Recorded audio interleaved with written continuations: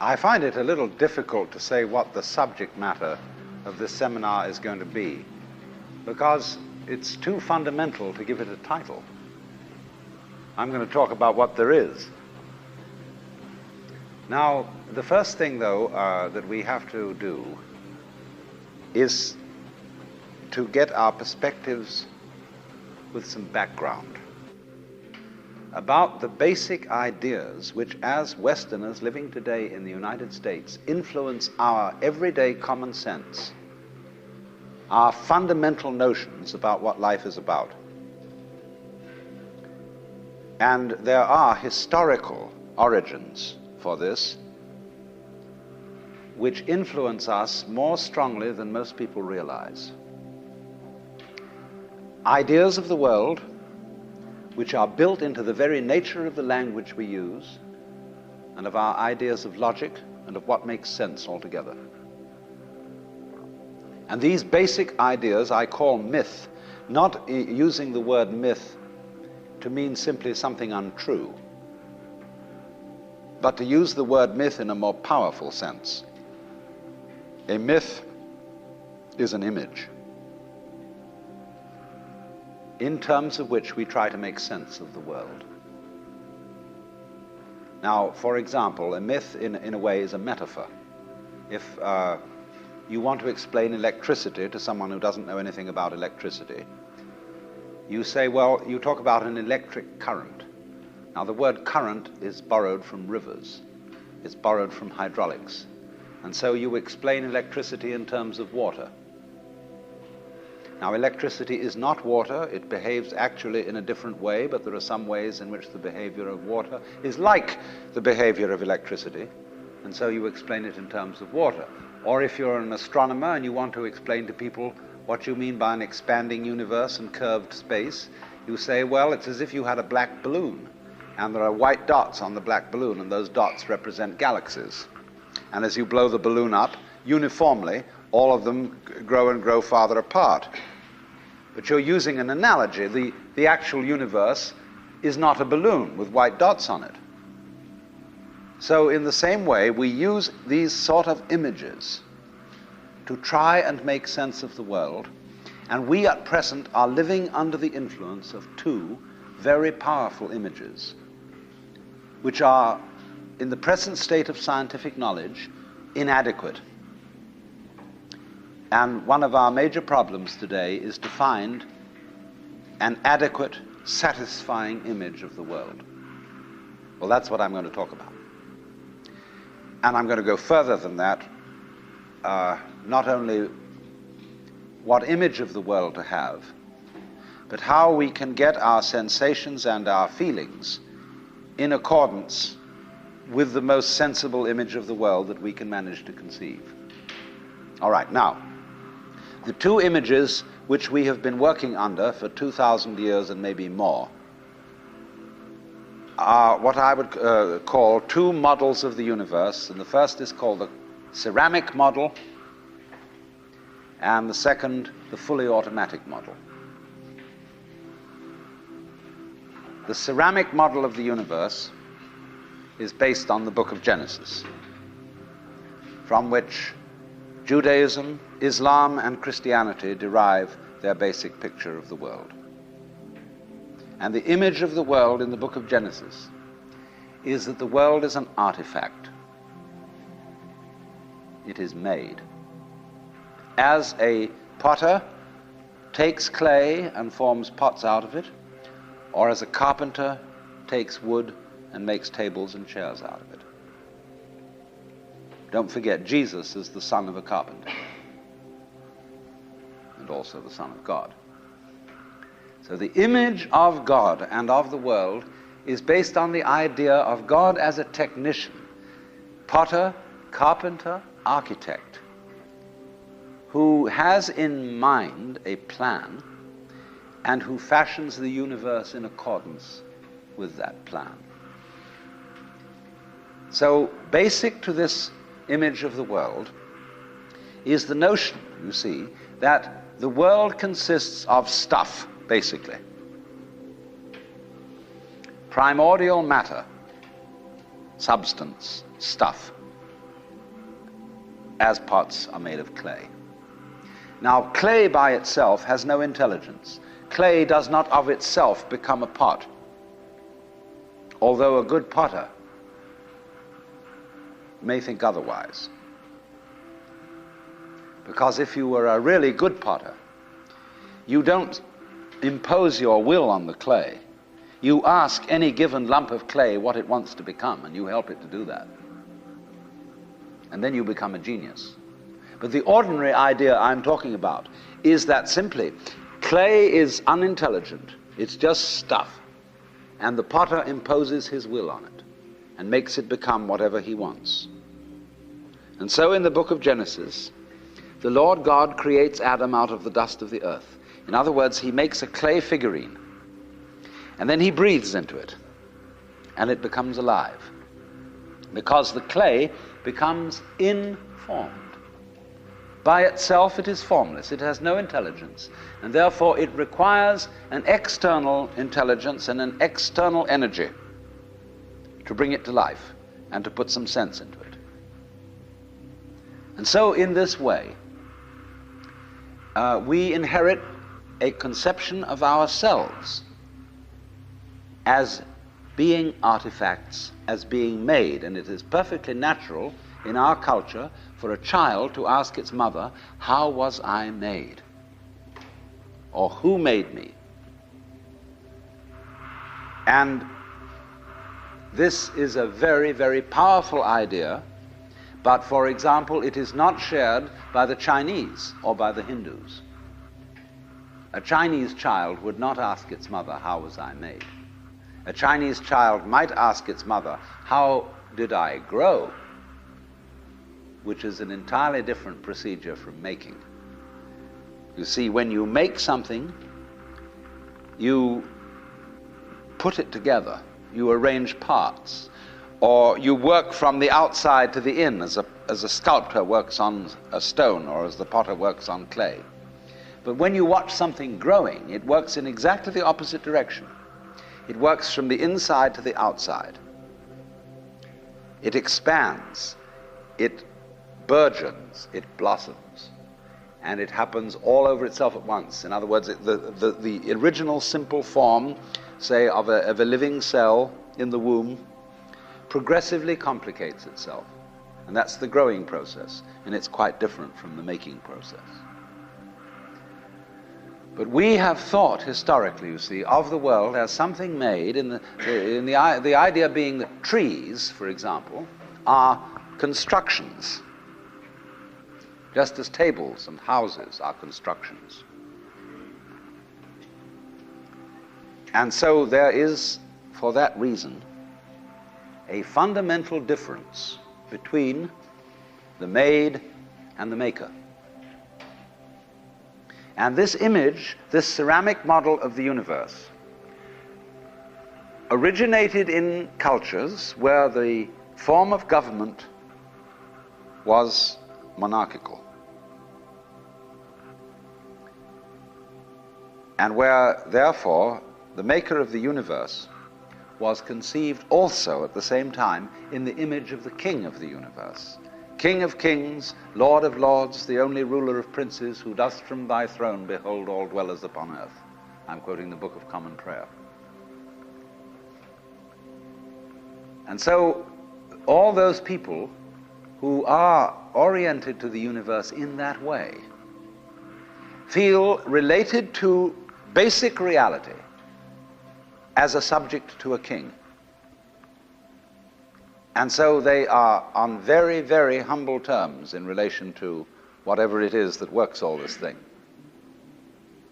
I find it odd in the United States that people who are citizens of a republic have a monarchical theory of the universe, because we are carrying over from very ancient Near Eastern cultures the notion that the Lord of the universe must be respected in a certain way. People kneel, people bow, people prostrate themselves. Because and you know what the reason for all that is, that nobody is more frightened of everybody else than a tyrant. He sits with his back to the wall, and his guards on either side of him. And he has you face downwards on the ground because you can't use weapons that way. When you come into his presence, you don't stand up and face him because you might attack. And he has reason to fear that you might because he's ruling you all. And the man who rules you all is the biggest crook in the bunch. Because he's the one who's succeeded in crime. The other people are pushed aside because the criminals, the people we lock up in jail, are simply the people who didn't make it. So naturally, the real boss sits with his back to the wall and his henchmen on either side of him. And so when you design a church, what does it look like? Catholic church with the altar as it used to be. It's changing now because the Catholic religion is changing. But the Catholic church has the altar with its back to the wall at the east end of the church. And there, the altar is the throne, and the priest is the chief vizier of the court, and he is making obeisance to the throne in front, but there is the throne of God, the altar. And all the people are facing it and kneeling down. And a great Catholic cathedral is called a basilica, from the Greek basileus, which means king. So a basilica is the house of a king. And the ritual of the Catholic Church is based on the court rituals of Byzantium. A Protestant church is a little different, but basically the same. The furniture of a Protestant church is based on a judicial courthouse. The pulpit. The judge in an American court wears a black robe. He wears exactly the same dress as a Protestant minister. And everybody sits in these boxes. Like there's a jury box, there's a box for the judge, there's a box for this, a box for that, and those are the pews in an ordinary kind of colonial type Protestant church. So both these kinds of churches, which have an autocratic view of the nature of the universe, decorate themselves, are architecturally constructed in accordance with political images of the universe. One is the king and the other is the judge, Your Honor. There's sense in this. When in court you have to refer to the judge as Your Honor, it stops the people engaged in litigation from losing their tempers and getting rude. There's a certain sense to that. But when you want to apply that image to the universe itself, to the very nature of life, it has limitations. For one thing, the idea of a difference between matter and spirit. This idea doesn't work anymore. Long, long ago, physicists stopped asking the question, what is matter? They began that way. They wanted to know, what is the fundamental substance of the world? And the more they asked that question, the more they realized they couldn't answer it.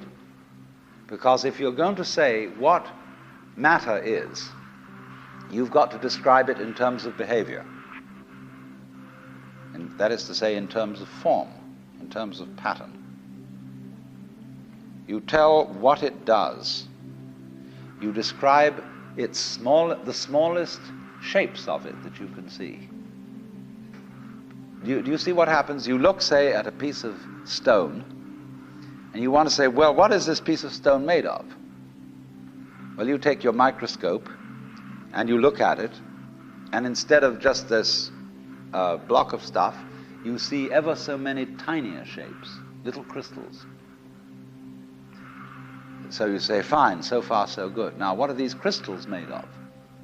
And you take a more powerful instrument, and you find that they are made of molecules. And then you take still more powerful instruments to find out what the molecules are made of, and you begin to describe atoms, electrons, protons, mesons, all sorts of subnuclear particles. But you never arrive at the basic stuff. because there isn't any. What happens is this: stuff is a word for the world as it looks when our eyes are out of focus, fuzzy. Stuff, the idea of stuff is that it's undifferentiated as some kind of a goo. And when your eyes are not in sharp focus, everything looks fuzzy. When you get your eyes into focus, you see a form, you see a pattern. But when you want to change the level of magnification and go in closer and closer and closer, you get fuzzy again before you get clear. So every time you get fuzzy, you go through thinking there's some kind of stuff there. But when you get clear, you see a shape. And so all that we can talk about is patterns. We never can talk about the stuff of which these patterns is supposed to be made, because you don't really have to suppose that there is any. It's enough to talk about the world in terms of pattern. It describes anything that can be described. And you don't really then have to suppose that there is some stuff which constitutes the essence of the pattern in the same way that clay constitutes the essence of pots. Clay, and so for this reason, you don't really have to suppose that the world is some kind of helpless, passive, unintelligent junk which an outside agency has to inform and make it into intelligent shapes.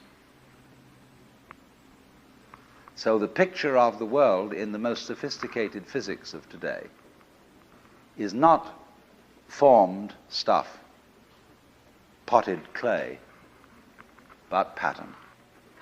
A self-moving, self-designing pattern, a dance.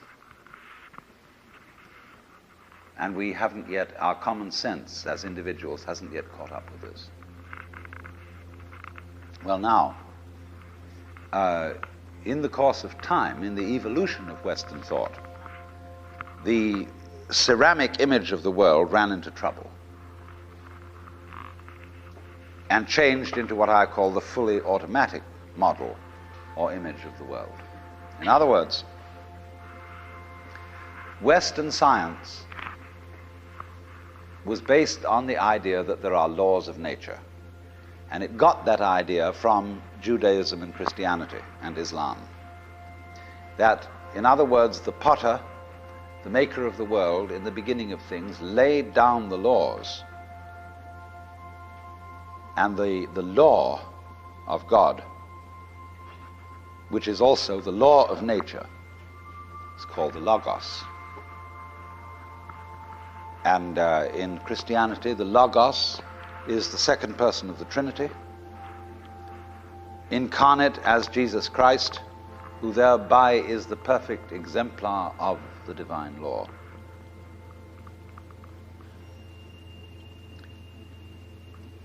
So we have tended to think of all natural phenomena as responding to laws, as if, in other words, the laws of the world were like the rails on which a streetcar or a tram or a train runs. And these things exist in a certain way, and all events respond to these laws. You know that limerick, there was a young man who said, "Damn, for it certainly seems that I am a creature that moves in determinate grooves. I'm not even a bus, I'm a tram." So, here's this idea that there's a kind of a plan, and everything responds and obeys that plan. Well, in the 18th century, Western intellectuals began to suspect this idea. And what they suspected is whether there is a lawmaker, whether there is an architect of the universe. And they found out, or they reasoned, that you don't have to suppose that there is. Why? Because the hypothesis of God does not help us to make any predictions.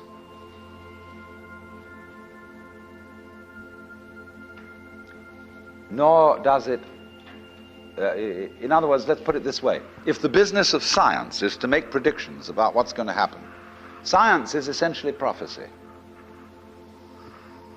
What's going to happen? By studying the behavior of the past and describing it carefully, we can make predictions about what's going to happen in the future. That's really the whole of science.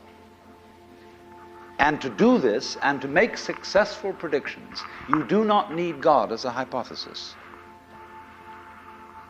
because it makes no difference to anything. If you say everything is controlled by God, everything is governed by God, that doesn't make any difference to your prediction of what's going to happen. And so what they did was simply drop that hypothesis. But they kept the hypothesis of law. Because if you can predict, if you can study the past and describe how things have behaved, and you've got some regularities in the behavior of the universe, you call that law. Although it may not be law in the ordinary sense of the word, it's simply regularity. And so what they did was they got rid of the lawmaker and kept the law. And so they conceived the universe in terms of a mechanism. Something, in other words, that is functioning according to regular, clock-like mechanical principles. Newton's whole image of the world is based on billiards. The atoms are billiard balls, and they bang each other around. And so your behavior, every individual therefore is defined as a very, very complex arrangement of billiard balls, being banged around by everything else. And so behind the fully automatic model of the universe is the notion that reality itself is, to use the favorite term of 19th century scientists, blind energy. In, say, the metaphysics of Ernst Haeckel and T.H. Huxley, the world is basically nothing but energy. Blind, unintelligent force. And likewise, in parallel to this, in the philosophy of Freud, the basic psychological energy is libido, which is blind lust. And it is only a fluke. It is only as a result of pure chances that, resulting from the exuberance of this energy, there are people with values, with reason, with languages, with cultures, and with love. Just a fluke. Like, 1,000 monkeys typing 1,000 typewriters for 1 million years will eventually type the Encyclopedia Britannica. And of course, the moment they stop typing the Encyclopedia Britannica, they will relapse into nonsense. And so in order that that shall not happen, because you and I are flukes in this cosmos, and we like our way of life, we like being human, if we want to keep it, say these people, we've got to fight nature, because it'll turn us back into nonsense the moment we let it.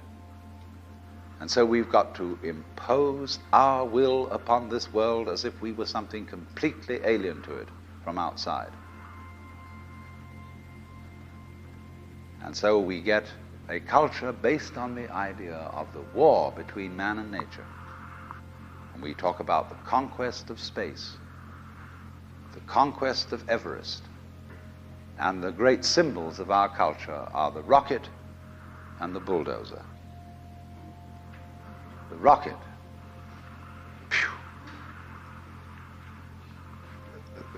compensation for the sexually inadequate male.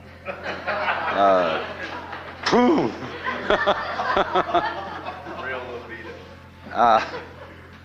So we're going to conquer space. We're in space already, way out.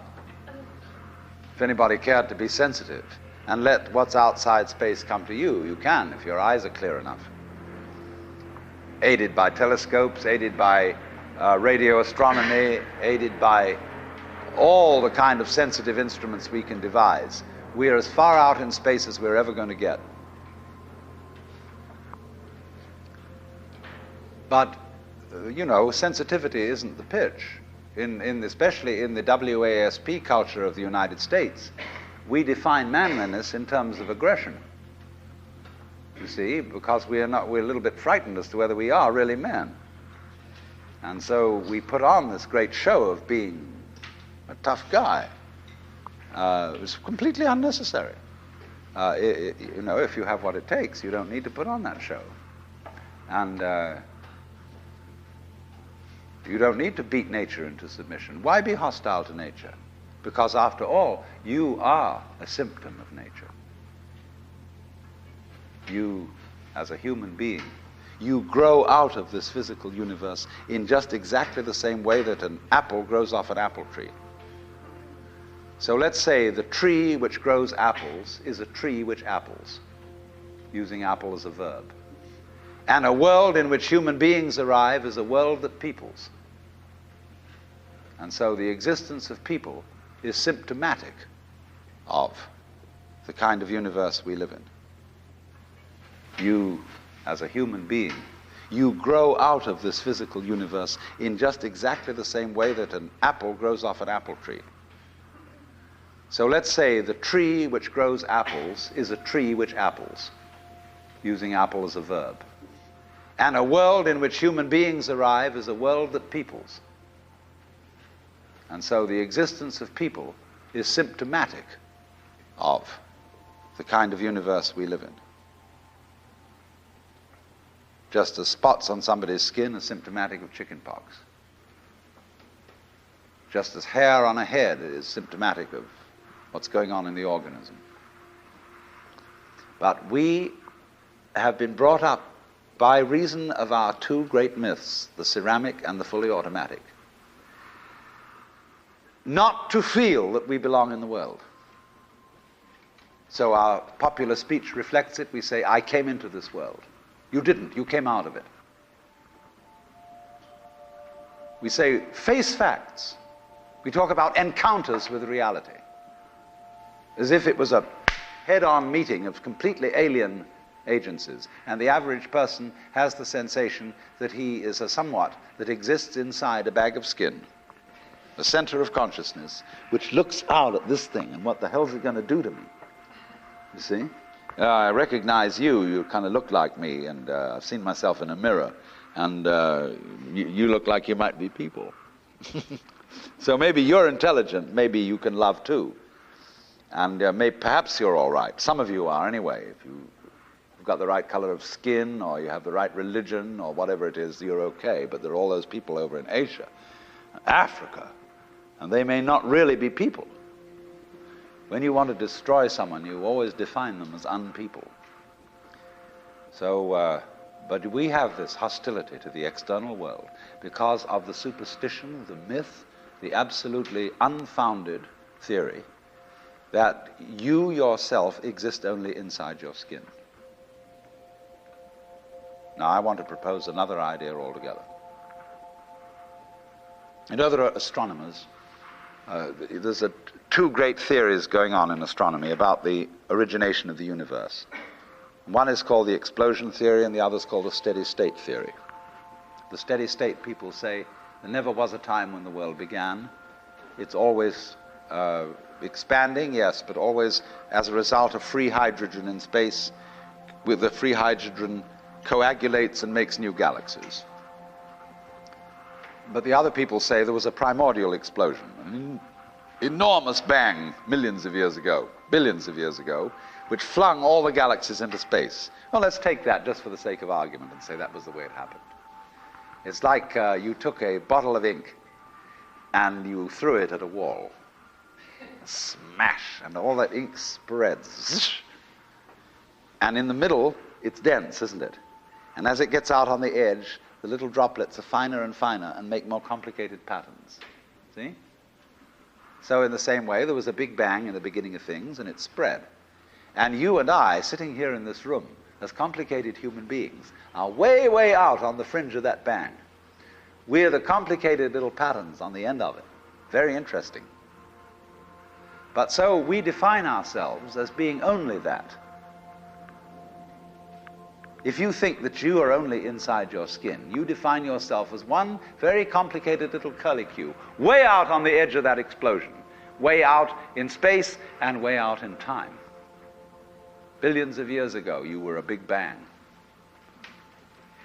But now you're a complicated human being.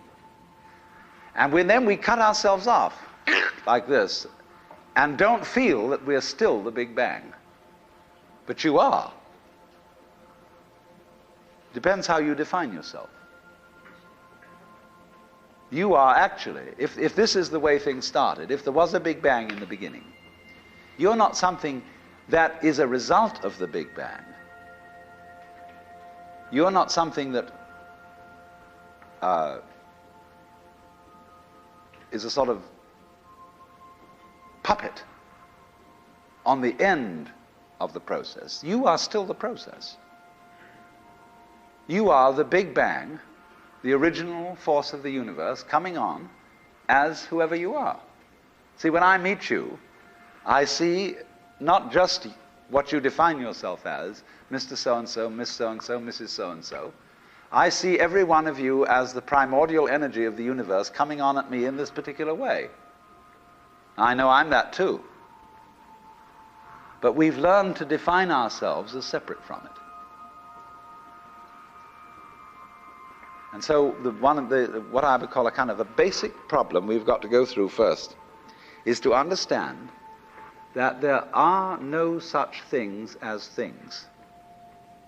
That is to say, separate things or separate events. That is only a way of talking. And if you can understand this, you're going to have no further problems. I once asked a group of high school children, what do you mean by a thing? And first of all, they gave me all sorts of synonyms. They said it's an object, which is simply another word for a thing. It doesn't tell you anything about what you mean by a thing. And finally, a very smart girl from Italy who was in the group said a thing is a noun. And she was quite right. A noun isn't a part of nature, it's a part of speech. There are no nouns in the physical world. There are no separate things in the physical world either. See, the physical world is wiggly. It's something like this.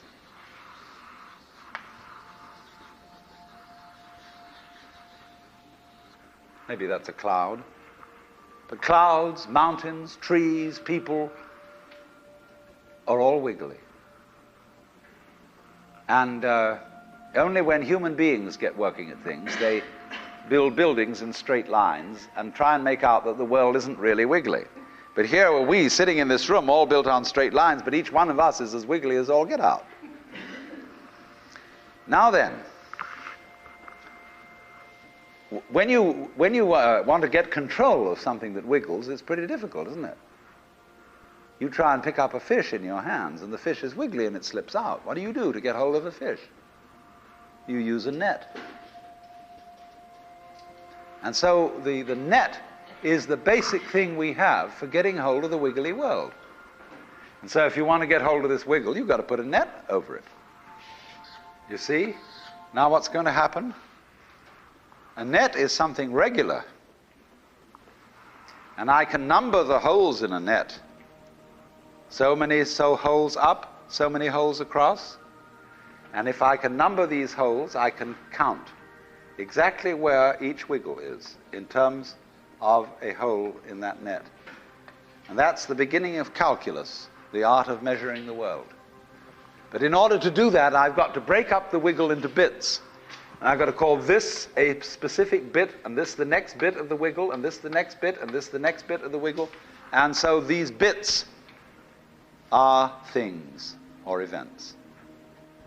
Bits of wiggles, which I mark out in order to talk about the wiggle, in order to measure it, and therefore in order to control it. But in nature, in fact, in the physical world, the wiggle isn't bitted. Like you don't get a cut-up fryer out of an egg. But you have to cut the chicken up in order to eat it. You bite it. But it doesn't come bitten. So the world doesn't come thinged. It doesn't come evented. You and I are all as much continuous with the physical universe as a wave is continuous with the ocean. The ocean waves, and the universe peoples. And as the wave, I wave at you and say, you! The world is waving at you, at me with you, and saying, hi, I'm here.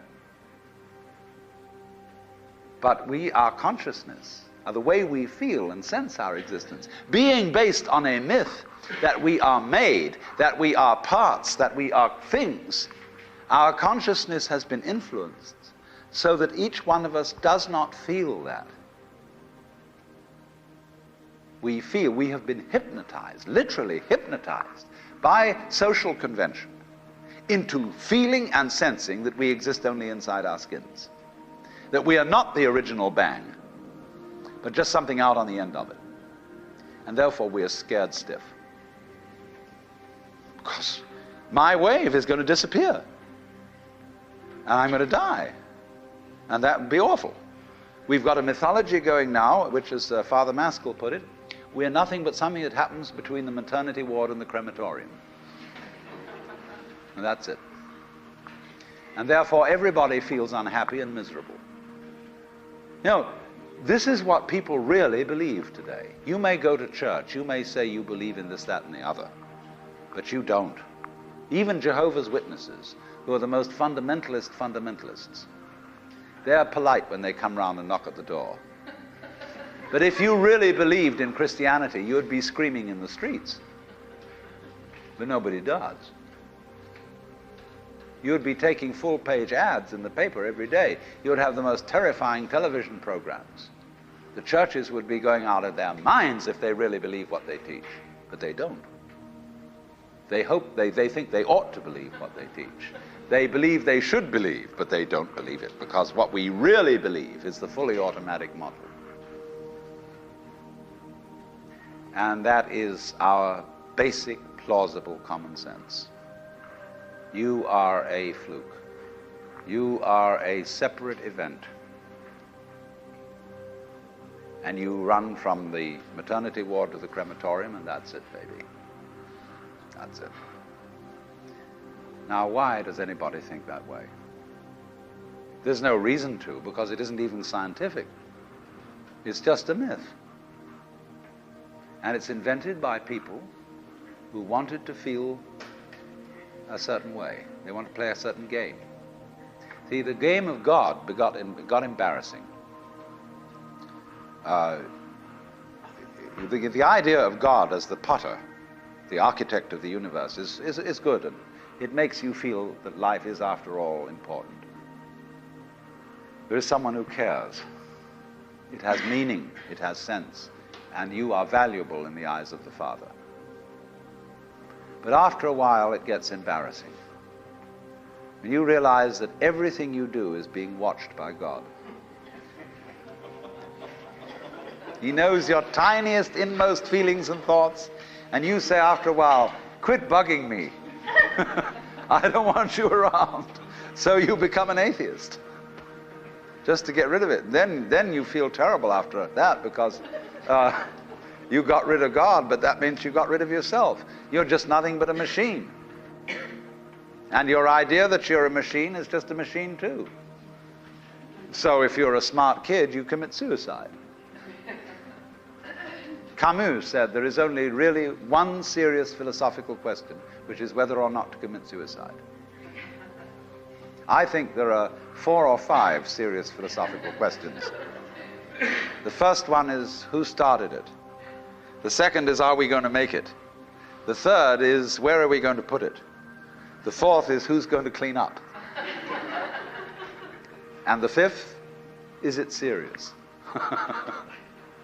But still, should you or not commit suicide? This is a good question. Why go on? And you only go on if the game is worth the candle. Now, the universe has been going on for an incredible long time. And so really, a satisfactory theory of the universe has to be one that's worth betting on. It seems to me, absolutely elementary common sense. If you make a theory of the universe which isn't worth betting on, why bother? Just commit suicide. But if you want to go on playing the game, you've got to have an optimal theory for playing the game. Otherwise, there's no point in it. But the people who coined the fully automatic theory of the universe were playing a very funny game. What they wanted to say was this: all you people who believe in religion are old ladies and wishful thinkers. You've got a big daddy up there and you want a comfort and thing, but life is rough. Life is tough. And success goes to the most hard-headed people. That was a very convenient theory when the European American world was colonizing the natives everywhere else.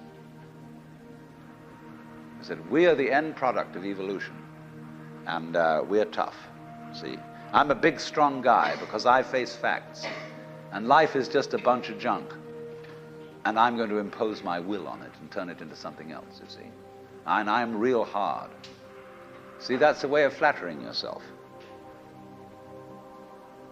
And so it has become academically plausible and fashionable that this is the way the world works. In academic circles, no other theory of the world than the fully automatic model is respectable.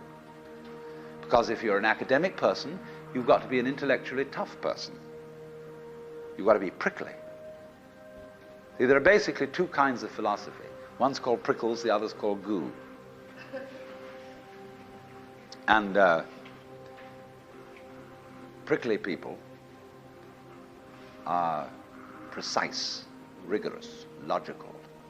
They like everything chopped up and clear. Goo people like it vague. For example, in physics, prickly people believe that the ultimate constituents of matter are particles. Goo people believe it's waves. And in philosophy, prickly people are logical positivists and goo people are idealists. And they're always arguing with each other. But what they don't realize is that neither one can take his position without the other person. Because you wouldn't know you advocated prickles unless there was somebody else advocating goo. You wouldn't know what a prickle was unless you knew what goo was. Because life is not either prickles or goo, it's gooey prickles and prickly goo. And they go together like back and front, male and female. And that's the answer to philosophy. See, I'm a philosopher, and I'm not going to argue very much, because if you don't argue with me, I don't know what I think. So if we argue, I say thank you, because owing to the courtesy of your taking a different point of view, I understand what I mean, so I can't get rid of you.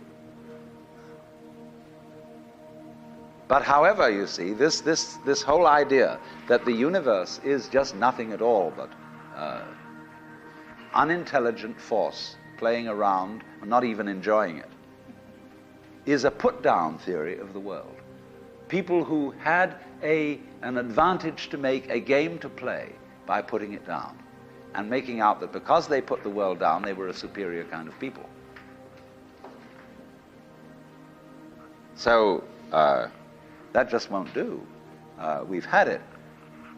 Because if you seriously go along with this idea of the world, you're what is technically called alienated. You feel hostile to the world. You feel that the world is a trap. It is a mechanism, it's electronic and neurological mechanisms into which you somehow got caught. And you, poor thing, have to put up with being in a body that's falling apart, and that gets cancer, that gets the great Siberian itch, and it's just terrible. And these mechanics, doctors, are trying to help you out, but they really can't succeed in the end. And you're just going to fall apart, and it's a grim business, and it's too bad. So if you think that that's the way things are, you may as well commit suicide right now. Unless you say, well, I daren't, because there really, after all, there might be eternal damnation in the back of the thing if I did that. Or then I identify with my children or something, and I think of them going on and without me and nobody to support them. But of course, if I do go on in this frame of mind and continue to support them, I shall merely teach them to be like I am. And they'll go on dragging it out to support their children, and they won't enjoy it, and they'll be afraid to commit suicide, and so will their children. They all learn the same lesson. So you see, all I'm trying to say is that the basic common sense about the nature of the world that is influencing most people in the United States today, the fully automatic model, is simply a myth. If you want to say that the idea of God the Father with his white beard on the golden throne is a myth, in the bad sense of the word myth, so is this other one. It's just as phony and has just as little to support it as being the true state of affairs. Why? And let's get this clear. If there is any such thing at all as intelligence and love and beauty, well, you found it in other people. In other words, it exists in us as human beings. And as I said, if it is there in us, it is symptomatic of the scheme of things. We are as symptomatic of the scheme of things as the apples are symptomatic of the apple tree or the rose of the rose bush.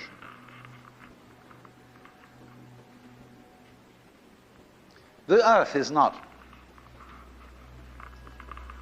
a big rock infested with living organisms, any more than your skeleton is bones infested with cells. The earth is geological, yes, but this geological entity grows people. And our existence on the earth is a symptom of the solar system and its balances, as much as the solar system in turn is a symptom of our galaxy. And our galaxy in its turn is a symptom of the whole company of galaxies. Goodness only knows what that's in.